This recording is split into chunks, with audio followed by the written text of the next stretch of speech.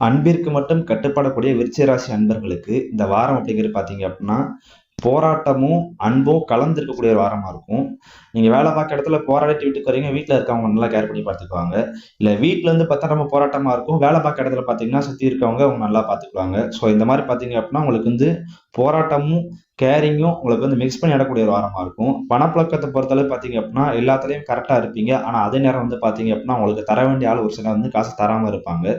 So பணப்புழக்கத்த பொறுத்தளவுக்கு, பண விஷயங்கள பொறுத்தளவுக்கு விருச்சிகராசி அன்பர்கள் இந்த வாரம் வந்து ரொம்ப கவனமா இருக்கணும். அதே மாரி இந்த வாரத்த பொறுத்தளவுக்கு நீங்க வந்து ஒரு ரொமான்ஸா இருக்கட்டும், ஒரு லவ் ஃபீலா இருக்கட்டும், ரொம்ப அதிகமா ஏங்கக்கூடிய ஒரு வாரமாவும் இந்த வாரம் அப்படிங்கிற உங்களுக்கு இருக்கும்.